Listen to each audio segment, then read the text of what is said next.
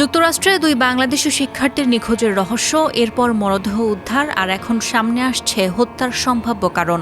2 শিক্ষার্থীর মর্মান্তিক মৃত্যুর পেছনে মিলছে নানা রকম তথ্য। যুক্তরাষ্ট্রের সাউথ ফ্লোরিডা বিশ্ববিদ্যালয়ের শিক্ষার্থী জামিল লিমনের মরদেহ উদ্ধার হওয়ার পর তদন্তে নেয় নতুন মোড়। এরপর একই এলাকার কাছ থেকে আরেকটি মরদেহ পাওয়া যায়, যার পোশাকের সঙ্গে মিল রয়েছে নিখোঁজ নাহিদা বৃষ্টির। পুলিশ জানায় দ্বিতীয় মরদেহটি একটি কালো ব্যাগের ভেতরে পাওয়া গেছে এবং এতে একাধিক ছুরিকাঘাতের চিহ্ন রয়েছে, যা লিমনের হত্যার ধরনটির সঙ্গে সামঞ্জস্যপূর্ণ। তবে এখনও আনুষ্ঠানিকভাবে পরিচয় নিশ্চিত হয়নি। এই ঘটনায় প্রধান সন্দেহভাজন হিসেবে গ্রেপ্তারকৃত লিমনের রুমমেট হিশাম আবু ঘরবের জামিন নামঞ্জুর করেছে আদালত।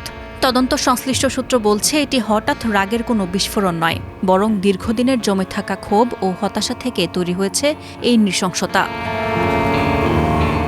প্রমাণ বলছে ঘটনাটি পরিকল্পিত। সময়, স্থান এবং পরিস্থিতি বুঝে হামলা চালানো হয়েছে। পরে আলামত গোপনের চেষ্টাও করা হয়েছে। এদিকে ওয়াশিংটনে বাংলাদেশ দূতাবাস জানিয়েছে, 30 এপ্রিল স্থানীয় সময় বৃহস্পতিবার ফ্লোরিডার টেম্পা বে এরিয়ার ইসলামিক সোসাইটিতে জামিল লিমনের প্রথম জানাজা অনুষ্ঠিত হবে। এরপর মরদেহ ঢাকায় পাঠানো হবে। আগামী সোমবার 4 মে তার মরদেহ ঢাকায় পৌঁছাবে। অন্যদিকে বৃষ্টির বিষয়ে এখনও কোনো নিশ্চিত তথ্য না পাওয়ায় উদ্বেগ বেড়েছে পরিবার ও স্বজনদের। বিশ্ববিদ্যালয় ক্যাম্পাস জুড়েও নেমে এসেছে শোকের ছায়া। সাদিয়া ইয়াসমিন, প্রথম আলো।